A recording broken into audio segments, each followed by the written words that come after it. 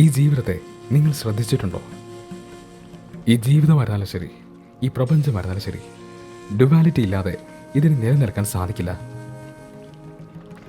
ഓപ്പോസിറ്റുകളായിട്ടുള്ള രണ്ട് കാര്യങ്ങൾ ഒന്നിച്ചു വരാതെ ഈ പ്രപഞ്ചത്തിന് നിലനിൽക്കാൻ സാധിക്കുകയില്ല. ശ്രദ്ധിച്ചു നോക്കൂ, ജീവിതത്തിൻ്റെ എല്ലാ കാര്യത്തിലും നമുക്കിത് കാണാൻ സാധിക്കും. ഉദാഹരണത്തിന് ഒരു പുഴയ്ക്ക് രണ്ട് കരകളുണ്ട്. ഈ രണ്ട് കരകളില്ലെങ്കിൽ ആ പുഴയ്ക്ക് നിലനിൽക്കാൻ സാധിക്കില്ല. സത്യമല്ലേ? ഒരൊറ്റ കരയുള്ള പുഴയെ നിങ്ങൾ കണ്ടിട്ടുണ്ടോ? അങ്ങനൊരു പുഴയില്ല. അങ്ങനൊരു പുഴയ്ക്ക് നിലനിൽക്കാൻ സാധിക്കില്ല. ഒരൊറ്റ ചിറകുള്ള പക്ഷിക്ക് പറക്കാൻ സാധിക്കില്ല. ഒരൊറ്റ കാലുള്ള മനുഷ്യന് നടക്കാൻ വളരെ പ്രയാസമാണ്. അയാൾ ആ രണ്ടാമത്തെ കാലിന് പകരം എന്തെങ്കിലും ഒരു ഉപകരണം ഉപയോഗിക്കേണ്ടത് ആവശ്യമാണ്. ശരിയല്ലേ? ജീവിതത്തിൽ എല്ലായിടത്തും നമുക്ക് ഡ്യുവാലിറ്റി കാണാൻ സാധിക്കും. പറയുന്നത് നമ്മൾ നമ്മുടെ ബോധത്തിൻ്റെ പടികൾ കയറാത്തിടത്തോളം ജീവിതം മുഴുവനും രണ്ടായിട്ട് മാത്രമേ നമുക്ക് കാണാൻ സാധിക്കൂ എന്നാണ്.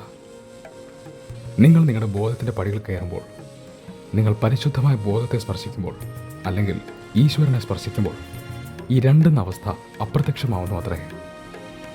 പിന്നെ ഒന്നും നിങ്ങൾ രണ്ടായിട്ടായിരിക്കില്ല കാണുന്നത് അത്രേ. എല്ലാം ഒന്നായിട്ടായിരിക്കും കാണുന്നത് അത്രേ. ഇതിനെ വിളിക്കുന്ന പേരാണത്രേ നിർവാണ, അല്ലെങ്കിൽ മോക്ഷം. ഈ അവസ്ഥയിൽ പിന്നെ നിങ്ങൾ രൂപങ്ങൾ കാണില്ല, പേരുകൾ കാണില്ല, ഒന്നിനെ രണ്ടായി കാണില്ല. എല്ലാം ഒന്നായിരിക്കും അത്രേ.